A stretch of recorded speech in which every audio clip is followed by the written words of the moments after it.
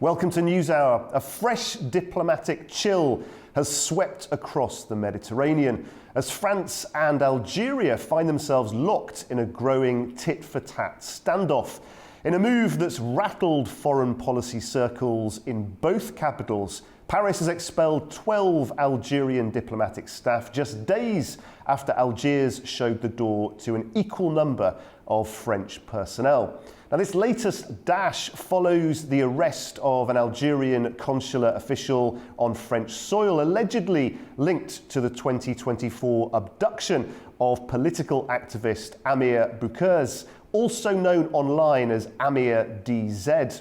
Now, Algiers called the move a blatant breach of diplomatic protocol, accusing France of violating conventions and acting on what it described as fabricated pretext.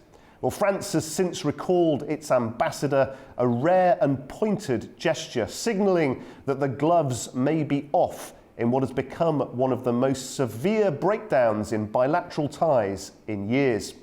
Well, the rift reopens long-standing wounds, historical grievances, colonial shadows, and diverging regional alignments, particularly over Western Sahara. And with both sides digging in their heels, tonight we ask, is this just diplomatic theatre or the start of a broader unravelling of relations between Paris and its former colony? Well, to find out, we'll go to our correspondent in Paris for the latest development, and then we'll speak to three esteemed guests joining me from Paris and Brussels.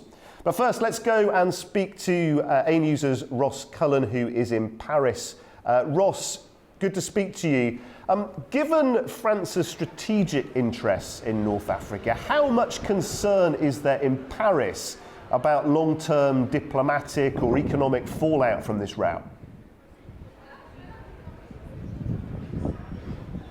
Well, there has been a rapprochement of sorts, Guy, in recent weeks. We had a telephone call on the 31st of March between the two presidents, Emmanuel Macron and Abdelmadjid Tebboune, and there were then the hopes that there could be a thawing of the ties and there could be an improvement, particularly in the business relationship, because we've seen bilateral trade falling in recent years. But France has taken a very determined stand, saying that as a result of the expulsion of 12 diplomats from Algeria, it was going to do exactly the same, a reciprocal measure imposing the expulsion of 12 Algerians from here inside France, all linked to the original arrest of 3 Algerians, including one consular official, on suspicion of being involved in the abduction for one day of the Algerian influencer, who's a TikTok star wanted in Algeria. There have been 9 international arrest warrants issued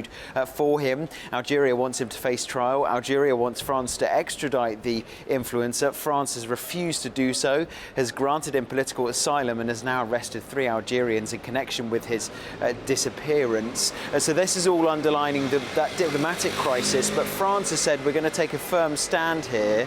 We totally reject the idea that we would have any French diplomats being expelled from Algeria, but if they are expelled, we will be doing exactly the same, and that's what they have done, and they've also recalled the French ambassador to Algeria back to France for consultations. Yeah, difficult situation between the two countries. Also tricky domestically, this, Ross. How is the French government justifying this move to the French public? And is there any political pressure internally to take perhaps an even firmer stance on Algeria? Well, there are some surveys, Guy, that show of the 66 million people in France, there could be as many as 10% of them who have a link to Algeria. We know that the two countries have this long history with the War of Independence in the early 1960s, Algeria breaking free from the colonial control of France, but there are still so many ties between the two countries culturally as well. So France has said that we had this rapprochement rapprochement on track. We had improvements down the line at the end of March and early April. Things were looking better and things were looking brighter. But as a result of the arrest and then the tit-for-tat expulsions, we now see relations at a real nadir, at a real low point. France is already facing so many issues in wider African countries, having to withdraw from its military operations, seeing its influence being replaced in countries like Mali, Niger, Chad, Burkina Faso, even Central African Republic. We've also seen Emmanuel Macron try to reach out to Anglophone countries, not in France's traditional sphere of influence in Africa, like Kenya, for example, where he has been recently, Angola, a Portuguese-speaking country as well. So we are seeing a changing narrative under Emmanuel Macron in his second term in the presidency as regards France's overall Africa policy. Yeah, very interesting. Ross, thank you very much. As always, good to get your analysis. Ross Cullen there for us in Paris. Let's go now to Abdon Tumi, the geopolitical analyst, and get into this in a bit more detail. Mr. Tumi, thank you very much for joining us. From an Algiers perspective, then, does this escalation reflect deeper frustration between the relationship of these two countries? And how is this ongoing influence that France still has perceived now in Algeria? Good afternoon.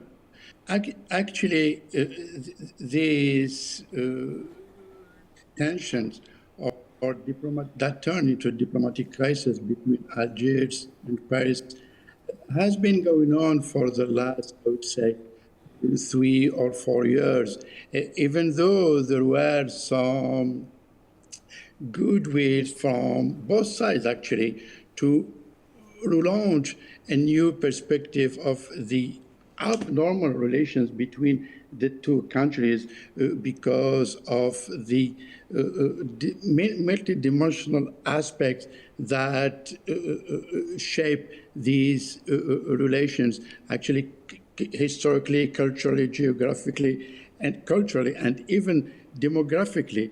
But what has been going on in the last, I would say, 9 months, there is this actually an unprecedented in the relations between the two countries for, I would say, I mean, there were some troubles from here and there, but I will go back to the 1971 when then President Boumediene did nationalize the hydrocarbons, and it was kind of tensions between then President Boumediene and Giscard d'Estaing. But this is the history. But lately, there is this narrative that is shaped by the far-right media here in France, which was used as a selling point by the Interior Minister, Mr.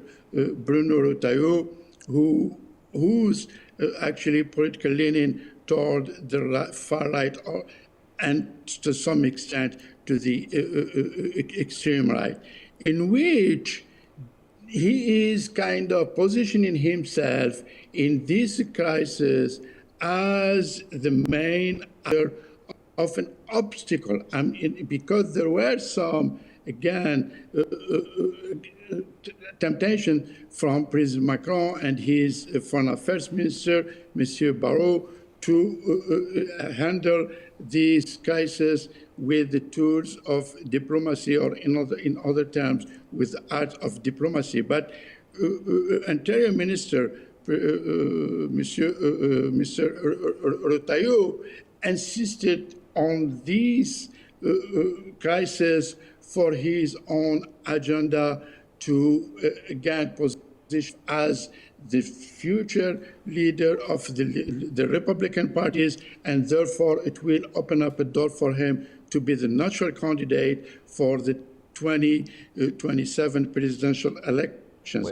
However, President Macron is weak, and he is actually trying to, again, have some initiatives on foreign policy, but I believe he lost track on it, and he's like lame duck president following his decision of dissolving the National Assembly, the lower chamber in the French Parliament last summer. Mr. And Tumi, sorry, as a result of that, France has been or entered into serious political crisis in which today you have Mr. Tumi, sorry, forgive me for interrupting. Forgive me for interrupting. Or harvesting the fruits of this crisis. Let me just put this to you, sir. Sorry, clearly there is a long and deep, complex history between the two countries.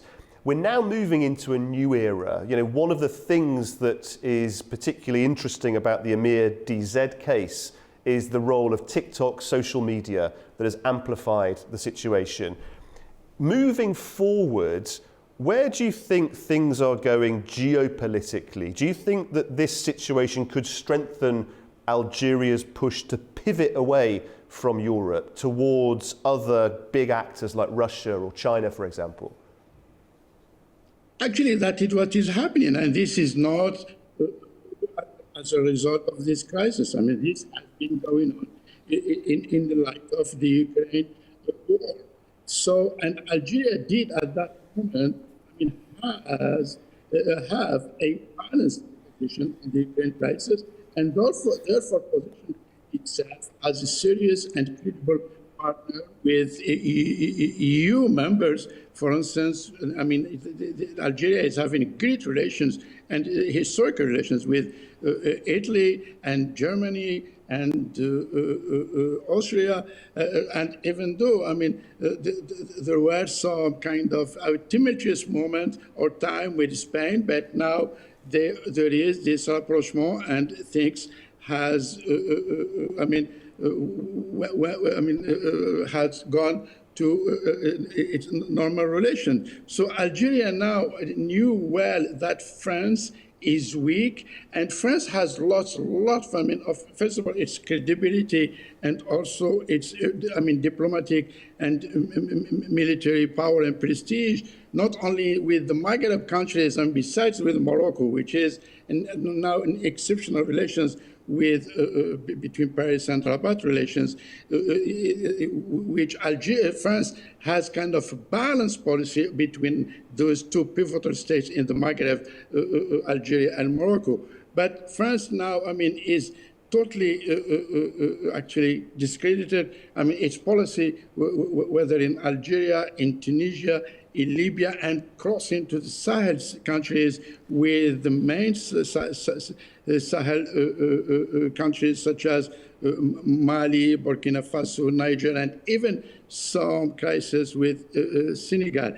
As it was mentioned in the reportage, it is interesting enough. Now, President Macron is trying to reset its Africa's policy toward the non-Francophone countries. Lusophone countries. I mentioned Angola, but we saw the last visit of President Macron to Kenya, Ethiopia, and even is trying to reach to the sub-Saharan countries and Anglophone countries like Nigeria. So all these elements are not helping France, knowing that Algeria is a pivotal state in the region, and knowing well that the geopolitics landscape that is, Algeria is surrounded, so it does also affect or has a direct impact on France, and this is why both countries are,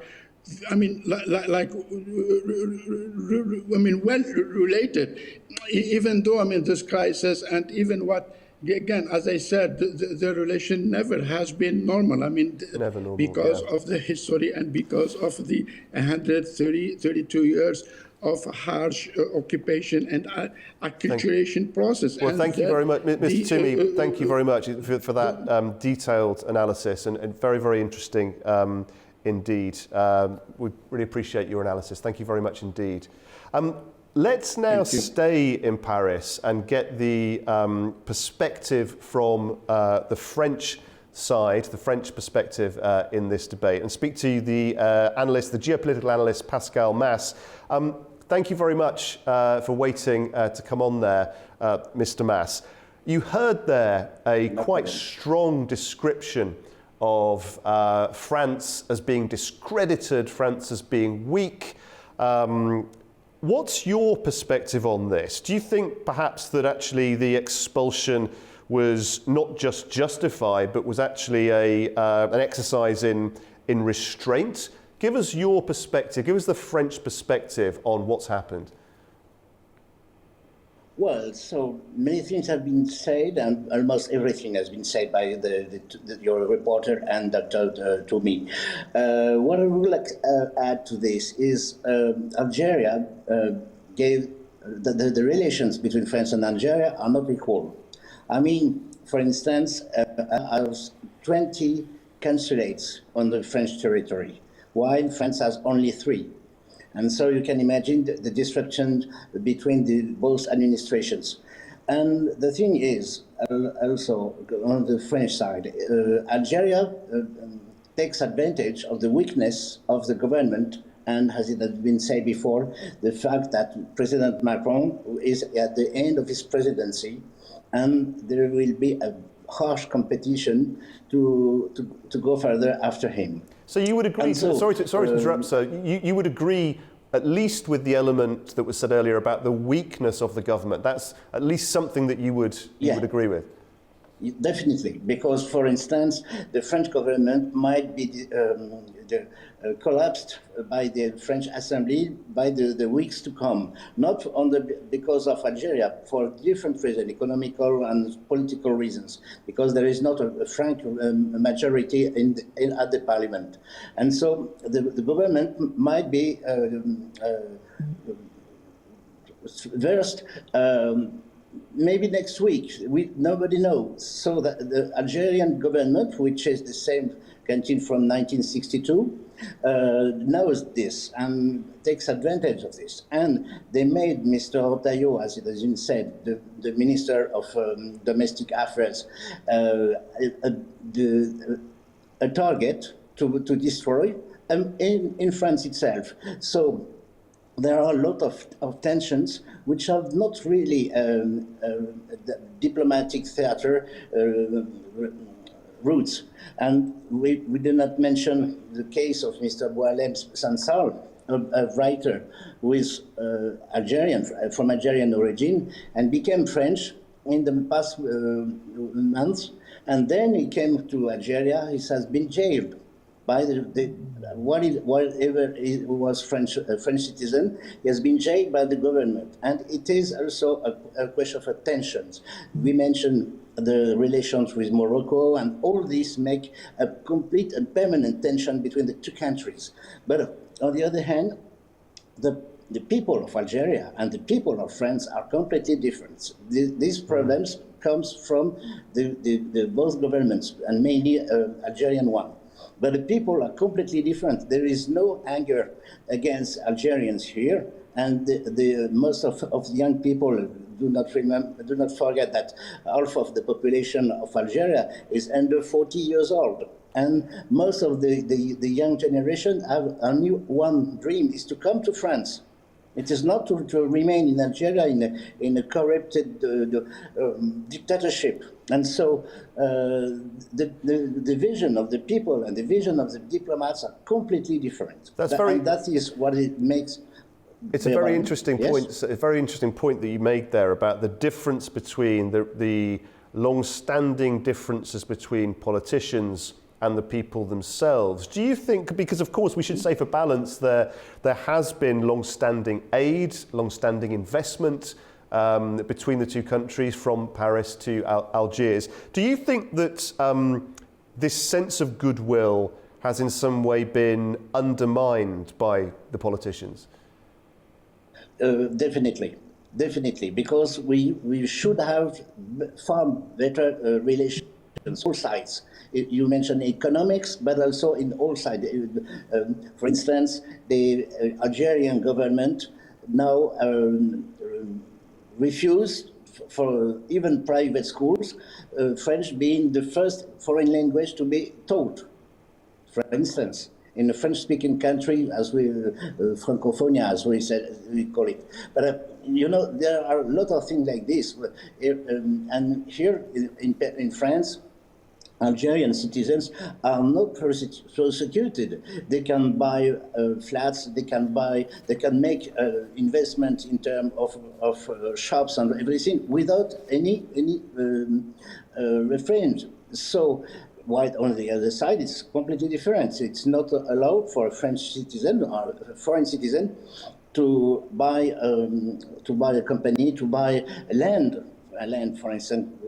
This is not possible. So, and this agreement of 1968, I mentioned, it's a very long time ago, is no longer available. And Algerian government wants it to be remaining that way, while it is not possible. We are not in the same economy, and we are not in the same situation, nor Algeria is not in the same situation.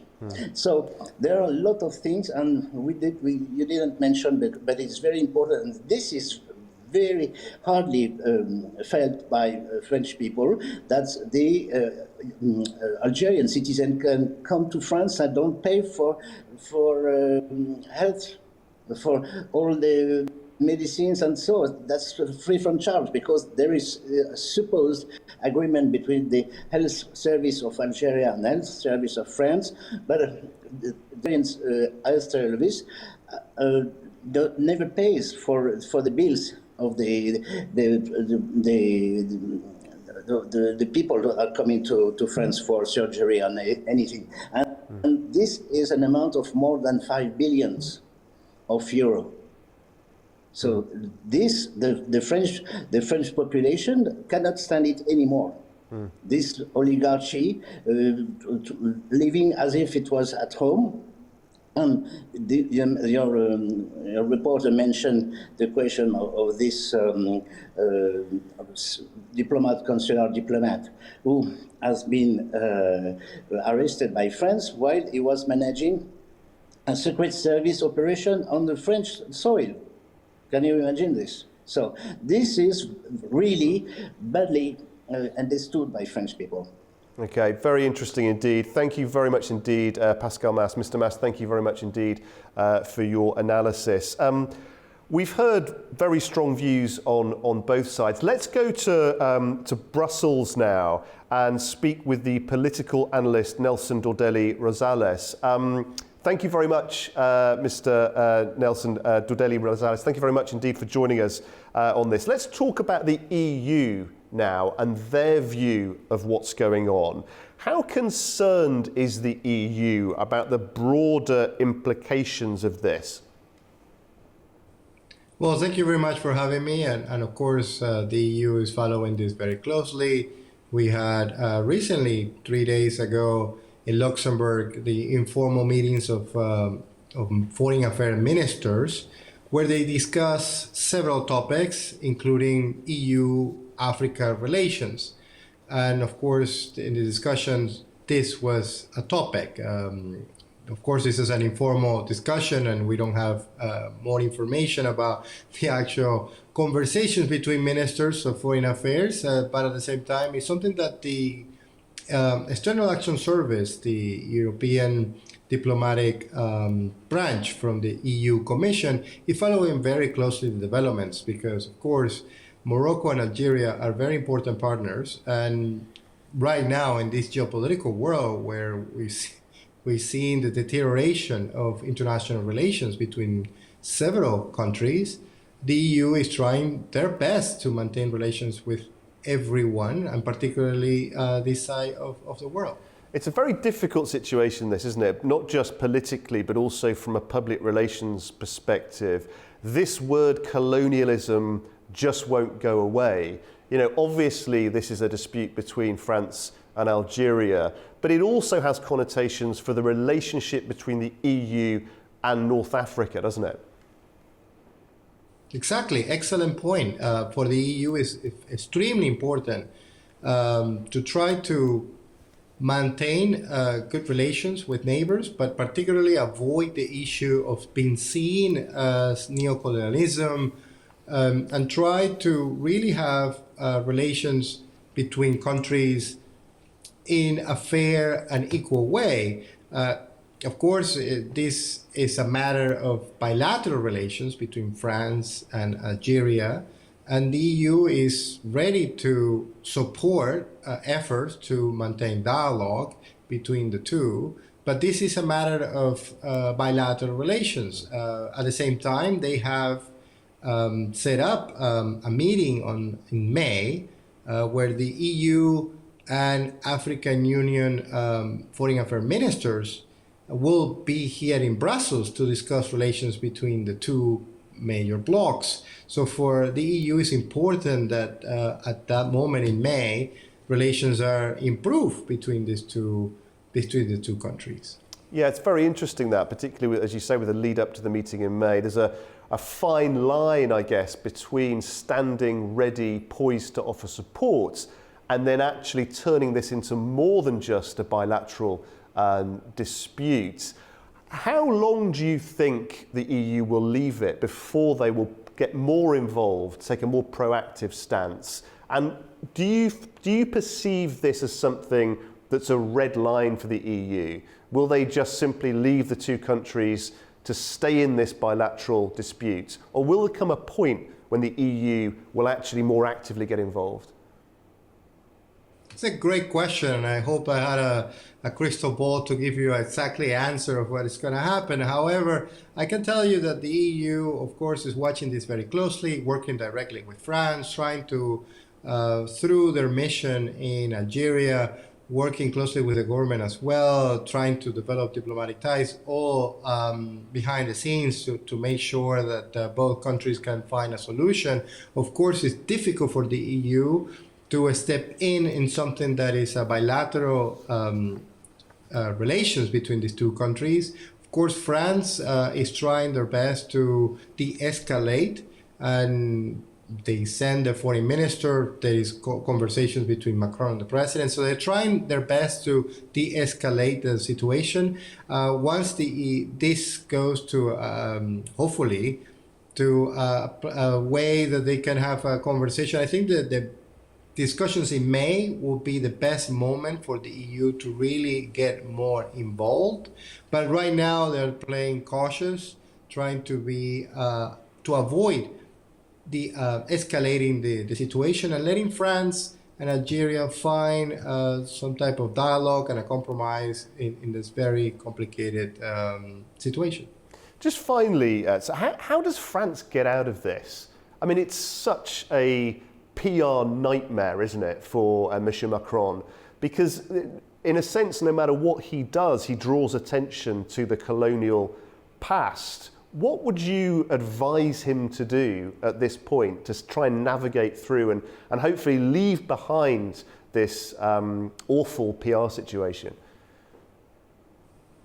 Indeed, it's a very awful PR situation. And of course, in situations like this, the best approach is to de-escalate, to try to pick up the phone and have a direct conversation with those involved. I think the foreign minister going to Algeria, I think is a really good move. And of course, having the ambassador of France in Paris discussing what happened, what was the situation on the ground and how they can work something to de-escalate the situation. I think that's the best approach. I think the ambassador of France to Algeria should return as soon as possible to show to the government of Algeria that France is really trying to establish or normalize the relations between the two countries. And it's important that they maintain communication. I think that the key here is engagement, conversation, and of course de-escalation in order to stop this dispute to go further. And I think the EU should play the role of mediator only if parts ask for that. They should just remain neutral as they're doing right now.